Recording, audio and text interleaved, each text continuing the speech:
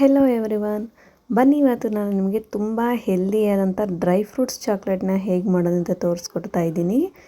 ಮೊದಲಿಗೆ ನಾನು ಇಲ್ಲಿ 1 ಬೌಲ್ ಆಗುವಷ್ಟು ಗೋಡಂಬಿಯನ್ನು ತೊಗೊಂಡಿದ್ದೀನಿ. ಅದೇ ರೀತಿ 1 ಬೌಲ್ ಆಗುವಷ್ಟು ಬಾದಾಮಿಯನ್ನು ತೊಗೊಂಡಿದ್ದೀನಿ. ನಂತರ ಒಂದು 6ರಿಂದ 7 ಜಸ್ಟ್ ವಾಲ್ನಟ್ನ ತೊಗೊಂಡಿದ್ದೀನಿ. ವಾಲ್ನಟ್ ಜಾಸ್ತಿ ತೊಗೊಳ್ಬೇಡಿ, ಸ್ವಲ್ಪ ಕಹಿ ಅನಿಸುತ್ತೆ.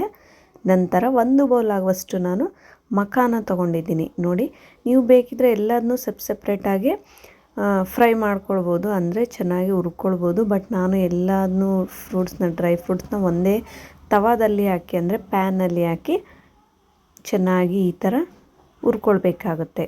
ಸ್ವಲ್ಪ ಅಂದರೆ ಒಂದು 7ರಿಂದ 8 ನಿಮಿಷ ಗ್ಯಾಸನ್ನು ಮೀಡಿಯಮ್ ಫ್ಲೇಮ್ನಲ್ಲೇ ಇಟ್ಕೊಂಡು ಕೂಡ ಹುರ್ಕೊಳ್ಬೋದು. ಇಲ್ಲ ನಾವು ಸಪ್ರೇಟಾಗಿ ಹುರ್ಕೊಳ್ತೀವಂದ್ರೂ ಪರವಾಗಿಲ್ಲ, ಎಲ್ಲದನ್ನೂ ಸಪ್ರೇಟಾಗಿ ಹುರ್ಕೊಳ್ಬೋದು. ಜಾಸ್ತಿ ಡ್ರೈ ಮಾಡಲಿಕ್ಕೆ ಹೋಗಬೇಡಿ. ಈ ಥರ ಚೆನ್ನಾಗಿ ನೀವು ಬೇಕಿದ್ದರೆ ಪಿಸ್ತಾ ಕೂಡ ಆ್ಯಡ್ ಮಾಡ್ಕೊಳ್ಬೋದು. ಸನ್ಫ್ಲವರ್ ಸೀಡ್ಸ್ ಕೂಡ ಬರುತ್ತೆ, ಅದು ಕೂಡ ಆ್ಯಡ್ ಮಾಡ್ಕೊಳ್ಬೋದು. ಜಸ್ಟ್ ನಾನಿಲ್ಲಿ 4 ಇಂಗ್ರೀಡಿಯೆಂಟ್ಸ್ ಅಂದರೆ 4 ಡ್ರೈ ಫ್ರೂಟ್ಸ್ನ ತೊಗೊಂಡು ಚಾಕ್ಲೇಟ್ನ ಮಾಡ್ತಾಯಿದ್ದೀನಿ. ನಿಜವಾಗ್ಲೂ ಇದು ಚಿಕ್ಕ ಮಕ್ಕಳಿಗೆ ಒಳ್ಳೆ ಹೆಲ್ತಿ ಸ್ನ್ಯಾಕ್ಸ್ ಅಂತಲೇ ಹೇಳ್ಬೋದು. ನೋಡಿ, ಮಖಾನನ ನಾವು ಈ ಥರ ಸ್ಮ್ಯಾಶ್ ಮಾಡಿದರೆ ಅದು ಸ್ಮ್ಯಾಶ್ ಆಗ್ತಾ ಇಲ್ಲ. ನೀವು ಮಖಾನ ಚೆನ್ನಾಗಿ ರೋಸ್ಟ್ ಮಾಡ್ಕೊಳ್ಬೇಕು. ಅದೆಷ್ಟು ಚೆನ್ನಾಗಿ ರೋಸ್ಟ್ ಆಗುತ್ತೋ ಅಷ್ಟು ಚೆನ್ನಾಗಿ ಚಾಕ್ಲೇಟ್ ರೆಡಿ ಆಗುತ್ತೆ. ಈ ಥರ ಡೀಪ್ ಫ್ರೈನ ಮಾಡ್ಕೊಳ್ಳಿ. ಮೀಡಿಯಮ್ ಆಗಿ ನೀವು ಈ ಥರ ಕೈ ಆಡ್ತಾನೆ ಇರಬೇಕು, ಇಲ್ಲ ಒಂದೇ ಸೈಡ್ ರೋಸ್ಟ್ ಆಗಿಬಿಡುತ್ತೆ. ನೋಡಿ, ಈ ಥರ ನೋಡಿ, ಫುಲ್ ಈ ಥರ ರೋಸ್ಟ್ ಆಗಿದೆ, ನೀವು ನೋಡ್ತಿರ್ಬೋದು. ಇಷ್ಟೇ ಸಾಕು, ಜಾಸ್ತಿ ರೋಸ್ಟ್ ಮಾಡ್ಕೊಳ್ಳಿಕ್ಕೆ ಹೋಗಬೇಡಿ. ನಿಮಗೆ ಕಹಿ ಸ್ವಲ್ಪ ಇಷ್ಟ ಇಲ್ಲ, ತಿನ್ನಲಿಕ್ಕಾಗಲ್ಲ ಅನ್ನೋರು ವಾಲ್ನಟ್ನ ಸ್ಕಿಪ್ ಮಾಡ್ಬೋದು. ಜಸ್ಟ್ ನಾನು 4ರಿಂದ 5 ಹಾಕಿದ್ದೀನಿ ಅಷ್ಟೇ. ಇದನ್ನು ನೋಡಿ, ಈಗ ಕಂಪ್ಲೀಟಾಗಿ ಕೂಲ್ ಆಗಲಿಕ್ಕೆ ಬಿಡ್ತೀನಿ ನಾನು. ಸ್ವಲ್ಪ ಈಗ ಗಸಗಸೆಯನ್ನು ಹಾಕ್ಕೊಳ್ತಾ ಇದ್ದೀನಿ, 1 ಸ್ಪೂನ್ ಆದರೆ ಸಾಕು. ನೋಡಿ, ಈ ಥರ ಸ್ಮ್ಯಾಶ್ ಆಗೋ ತನಕ ನೀವು ರೋಸ್ಟ್ ಮಾಡ್ಕೊಳ್ಬೇಕು. ಮಖಾನ ಮಾತ್ರ ಸ್ಮ್ಯಾಶ್ ಆಗೋ ತನಕ ಚೆನ್ನಾಗಿ ರೋಸ್ಟ್ ಮಾಡ್ಕೊಳ್ಳಿ. ಅದು ಕಂಪ್ಲೀಟಾಗಿ ಎಲ್ಲ ಕೂಲ್ ಆದಮೇಲೆ, ನಾನು ರೋಸ್ಟ್ ಮಾಡಿರುವಂಥ ಡ್ರೈ ಫ್ರೂಟ್ಸ್ ಎಲ್ಲ ಕೂಲ್ ಆದಮೇಲೆ ನೋಡಿ, ಈಗ ಒಂದು ಪ್ಲೇಟಿಗೆ ಹಾಕ್ಕೊಳ್ತಾ ಇದ್ದೀನಿ. ಈಗ ಒಂದು 2 ನಿಮಿಷ ಈ ಥರ ಕೂಲ್ ಆಗಲಿಕ್ಕೆ ಬಿಡಿ.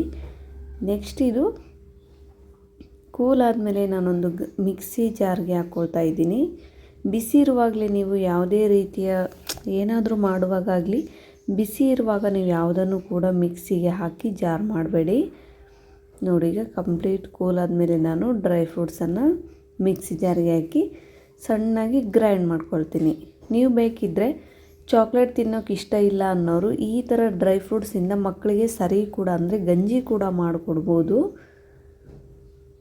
ನೋಡಿ, ಎಲ್ಲದೂ ಮಕ್ಕನೂ ಕೂಡ ತುಂಬ ಚೆನ್ನಾಗಿ ರೋಸ್ಟ್ ಆಗಿದೆ. ಈಗ ಇದನ್ನು ಸಣ್ಣಾಗಿ ಗ್ರೈಂಡ್ ಮಾಡ್ಕೊಳ್ಳಿ. ನಂತರ ನಾನಿಲ್ಲಿ 1/4 ಕಪ್ ಆಗೋಷ್ಟು ದ್ರಾಕ್ಷಿಯನ್ನು ತೊಗೊಂಡಿದ್ದೀನಿ. ತಿನ್ನುವಾಗ ಸ್ವಲ್ಪ ಸ್ವೀಟ್ ಇರಲಿ ಅಂತೇಳಿ ದ್ರಾಕ್ಷಿನ ತೊಗೊಂಡಿದ್ದೀನಿ. ನಾನು ಯಾವುದೇ ರೀತಿ ಬೆಲ್ಲ ಆಗಲಿ ಸಕ್ಕರೆ ಆಗಲಿ ಏನೂ ಆ್ಯಡ್ ಮಾಡಿಲ್ಲ. ಸಿಂಪಲಾಗಿ ಆಲ್ರೆಡಿ ಡ್ರೈ ಫ್ರೂಟ್ ಸ್ವಲ್ಪ ಸ್ವೀಟ್ ಇರುತ್ತೆ. ಸೊ ಹಾಗಾಗಿ ಗ್ರೈಂಡ್ ಮಾಡಿ ಇಟ್ಕೊಂಡಿರುವಂತಹ ಡ್ರೈ ಫ್ರೂಟ್ಸ್ ಪೌಡರನ್ನು ಈಗ ಒಂದು ಪ್ಲೇಟ್ಗೆ ಹಾಕ್ಕೊಳ್ತಾ ಇದ್ದೀನಿ. ಇದು ಕೂಡ ಸ್ವಲ್ಪ ಉಗುರು ಬೆಚ್ಚಗೆ ಇರುತ್ತೆ, ಅಂದರೆ ನಾವು ಗ್ರೈಂಡ್ ಮಿಕ್ಸಿ ಜಾರ್ಗೆ ಹಾಕಿದಾಗ ಸ್ವಲ್ಪ ಬಿಸಿನೇ ಇರುತ್ತೆ. ನೋಡಿ, ಈ ಥರ ಉಂಡೆ ಮಾಡೋ ಹದಕ್ಕೆ ಬರಬೇಕು, ಆ ಥರ ನೀವು ಗ್ರೈಂಡ್ ಮಾಡ್ಕೊಳ್ಬೇಕು. ನಿಮ್ಮ ಹತ್ರ ಏನಾದರೂ ಚಾಕ್ಲೇಟ್ ಮಾಡೋ ಮೌಲ್ಡ್ಸ್ ಇಲ್ಲ ಅಂದರೂ ಪರವಾಗಿಲ್ಲ, ಫ್ರಿಜ್ಜಲ್ಲಿ ಐಸ್ ಪ್ಯಾಕ್ ಇಡೋದು ಬರುತ್ತೆ, ಈ ಥರ ಪ್ಯಾಕ್ ಬರುತ್ತೆ. ಆ ಪ್ಯಾಕಲ್ಲೇ ನೀವು ಚೆನ್ನಾಗಿ ಡ್ರೈ ಫ್ರೂಟ್ಸ್ ಪೌಡರ್ನ ಹಾಕಿ ನೋಡಿ, ಈ ಥರ ಚೆನ್ನಾಗಿ ಹತ್ತಿಡಬೇಕು, ಪ್ರೆಸ್ ಮಾಡಬೇಕು ಅದ್ರ ಮೇಲೆ. ಯಾಕೆಂದರೆ ನಾವು ಫ್ರಿಜ್ಜಲ್ಲಿಟ್ಟು ಓಪನ್ ಮಾಡಿದಾಗ ಅದೇ ಶೇಪ್ ಬರಬೇಕು ಅಂದರೆ ನೀವು ಚೆನ್ನಾಗಿ ಪ್ರೆಸ್ ಮಾಡಬೇಕು ಪೌಡರನ್ನು, ಡ್ರೈ ಫ್ರೂಟ್ಸ್ ಪೌಡರನ್ನು ಅದ್ರ ಒಳಗಡೆ ಹಾಕಿ. ಇಲ್ಲಾಂದರೆ ನೀವು ಸ್ವಲ್ಪ ಕೈಗೆ ತುಪ್ಪವನ್ನು ಹಾಕ್ಕೊಂಡು ಡೈರೆಕ್ಟಾಗಿ ನೀವೇ ಕೂಡ ಯಾವುದೇ ರೀತಿಯ ಚಾಕ್ಲೇಟ್ ಮಾಡೋ ಮೌಲ್ಡ್ಸ್ ಇಲ್ದಂಗೆ ನೀವೇ ಕೂಡ ಕೈಯಾರೆ ಮಾಡ್ಬೋದು. ಬಟ್ ನಾನು ಯಾವುದೇ ರೀತಿ ತುಪ್ಪ ಆಗಲಿ ಬಟರ್ ಆಗಲಿ ಆ್ಯಡ್ ಮಾಡಿಲ್ಲ. ಈ ಥರ ಉಂಡೆ ಥರ ಮಾಡ್ಕೊಂಡಾದ್ರಾಗಲಿ ಅಥವಾ ಪೌಡರನ್ನು ಡೈರೆಕ್ಟಾಗಲಿ ಹಾಕಿ ಪ್ರೆಸ್ ಮಾಡಬೇಕು. ನೋಡಿ, ಈ ಥರ ಚೆನ್ನಾಗಿ ಪ್ರೆಸ್ ಮಾಡ್ಕೊತ ಬನ್ನಿ. ನಿಜವಾಗ್ಲೂ ಹೆಲ್ತ್ಗೆ ತುಂಬಾ ಬೆನಿಫಿಟ್ಸ್ ಇದೆ ಡಾರ್ಕ್ ಚಾಕ್ಲೇಟ್ನ ತಿನ್ನೋದ್ರಿಂದ. ಅತಿ ಹೆಚ್ಚು ಸೇವನೆ ಆದರೆ ಅದು ಕೂಡ ಒಳ್ಳೆಯದಲ್ಲ. ಡಯಟ್ ಮಾಡೋರು ನೋಡ್ತಿರ್ಬೋದು, ನೀವು ಜಾಸ್ತಿ ಡಾರ್ಕ್ ಚಾಕ್ಲೇಟ್ನೇ ತಿಂತಿರ್ತಾರೆ. ಸೊ ಕೊಲೆಸ್ಟ್ರಾಲ್ ತುಂಬ ಕಡಿಮೆ ಮಾಡುತ್ತೆ ಅದು. ಡ್ರೈ ಫ್ರೂಟ್ಸ್ ಕೂಡ ಇದು ಮಕ್ಕಳಿಗೆ ತುಂಬಾ ಹೆಲ್ತ್ಗೆ ಒಳ್ಳೆಯದು, ದೊಡ್ಡವ್ರಿಗೂ ಕೂಡ ತೊಗೊಳ್ಬೋದು. ಈವ್ನಿಂಗ್ ಸ್ಕೂಲಿಂದ ಮಕ್ಕಳು ಬಂದ ತಕ್ಷಣ ಇದು ಡೈಲಿ ಒಂದು ಚಾಕ್ಲೇಟ್ ಕೊಟ್ಟರೆ ಸಾಕು, ತಿಂತಾರೆ. ನೋಡಿ ಇದೇ ಥರ ನೀವು ಬೇಕಿದ್ದರೆ ರೌಂಡ್ ಶೇಪಲ್ಲಿ ಬೇಕಿದ್ದರೆ ಮಾಡ್ಕೊಳ್ಬೋದು. ನಿಮಗೆ ಯಾವ ಶೇಪ್ ಇಷ್ಟ ಆಗುತ್ತೋ ನೀವು ಆ ಶೇಪಲ್ಲೇ ಮಾಡ್ಕೊಳ್ಬೋದು. ಈ ಥರ ಚೆನ್ನಾಗಿ ಪ್ರೆಸ್ ಮಾಡಬೇಕು. ನೀವೇನಾದರೂ ಮೀಡಿಯಮಾಗಿ ಪ್ರೆಸ್ ಮಾಡಿದರೆ ನೀವು ಫ್ರಿಜ್ಜಲ್ಲಿ ಇಟ್ಟಾಗ ಅದು ನಾವು ನೆಕ್ಸ್ಟು ಐಸ್ ಬಾಟಲಿಟ್ಟು ಓಪನ್ ಮಾಡಿದಾಗ ಪುಡಿ ಪುಡಿ ಥರ ಆಗೇ ಇರುತ್ತೆ. ಸೊ ಆಗಬಾರ್ದು ಅಂದರೆ ನೀವು ಚೆನ್ನಾಗಿ ಪ್ರೆಸ್ ಮಾಡಬೇಕು. ನಿಮ್ಮ ಕೈಯಲ್ಲಿ ಎಷ್ಟು ಶಕ್ತಿ ಇದೆಯೋ ಅಷ್ಟು ಪ್ರೆಸ್ ಮಾಡಬೇಕು ಅದ್ರ ಮೇಲೆ. ಯಾಕೆಂದರೆ ನಾವು ಹಾಕಿರುವಂಥ ಪುಡಿ ಪೌಡರಿಂದ, ಡ್ರೈ ಫ್ರೂಟ್ಸ್ ಪೌಡರಿಂದ ಕರೆಕ್ಟಾಗಿ ಶೇಪ್ ಬರಬೇಕದು. ನೋಡಿ ಇದೇ ಥರ ಎಲ್ಲದನ್ನೂ ನಾನು ಪ್ರೆಸ್ ಮಾಡ್ಕೊಂಡು ಈಗ ಐಸ್ ಬಾಟಲ್ ಇಡಬೇಕು. ಅಂದರೆ ಐಸ್ ಬಾಟಲ್ ಅಂದರೆ ಕನಿಷ್ಠ ಅಂದರೆ 2 hours ಆಗಲಿ ನೀವು ಇದನ್ನು ಐಸ್ ಬಾಟಲ್ ಇಡಬೇಕು. ಈಗ ಐಸ್ ಬಾಟಲ್ ಅದನ್ನಿಟ್ಟು ನಾನು ಅಮೂಲ್ ಶುಗರ್ ಫ್ರೀ ಡಾರ್ಕ್ ಚಾಕ್ಲೇಟ್ನ ತೊಗೊಂಡಿದ್ದೀನಿ. ನಿಜವಾಗ್ಲೂ ಇದು ತಿನ್ನುವಾಗ ಕಾಮನ್ ಆಗಿ ತಿನ್ನುವಾಗ ಸ್ವಲ್ಪ ಕಹಿ ಅನಿಸುತ್ತೆ. ಬಟ್ ನೀವು ಈ ಥರ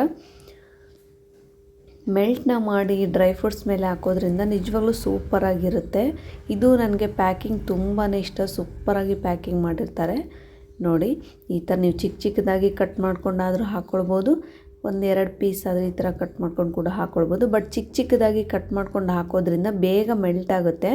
ನೋಡಿ ನಾನು ಈ ಥರ ಅದೇ ಥರ ಕಟ್ ಮಾಡ್ಕೊಂಡು ಹಾಕಿಲ್ಲ, ಈ ಥರ ಹಾಕಿರೋದ್ರಿಂದ ಸ್ವಲ್ಪ ಲೇಟ್ ಆಗುತ್ತೆ. ಬಿಸಿ ನೀರು ಮೇಲೆ ಒಂದು ಪ್ಲೇಟನ್ನು ಇಟ್ಟು ನೀವು ಈ ಬೌಲ್ ಇಟ್ಟರೆ ಬೇಗ ಮೆಲ್ಟ್ ಆಗುತ್ತೆ. ನೋಡಿ ಎಷ್ಟು ಚೆನ್ನಾಗಿ ಮೆಲ್ಟ್ ಆಗಿದೆ.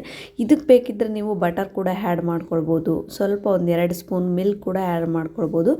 2 hours ಆದಮೇಲೆ ನಾನು ಇದನ್ನು ತೆಗಿತಾ ಇದ್ದೀನಿ. ನೋಡಿ 2.5 ಜಾಸ್ತಿನೇ ನೀವು ಫ್ರೀಜ್ ಮಾಡಬೇಕಾಗುತ್ತೆ. ನೋಡಿ ಈ ಥರ ಪುಡಿ ಯಾವುದೇ ರೀತಿ ಬರಬಾರ್ದು. ಆ ಥರ ನೀವು ಒಂದು ಬಂದಿರುತ್ತೆ, ಒಂದು ಬಂದಿರಲ್ಲ. ನೋಡಿ ನೀವು ಯಾವ ಥರ ಪ್ರೆಸ್ ಮಾಡಿರ್ತೀರೋ ಅದ್ರ ಮೇಲೆ ಅದು ಡಿಪೆಂಡ್ ಆಗಿರುತ್ತೆ.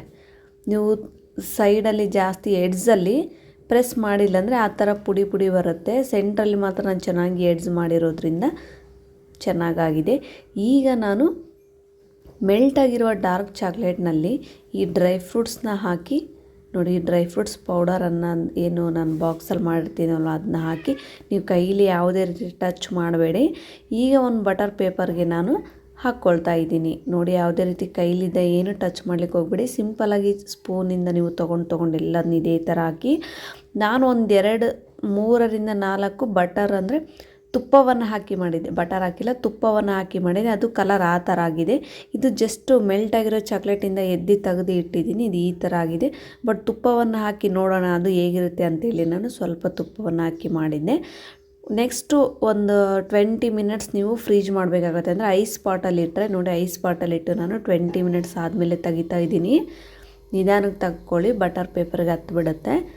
ಸೊ ನೋಡಿ ಎಷ್ಟು ಚೆನ್ನಾಗಿ ರೆಡಿಯಾಗಿದೆ ಅಂತ.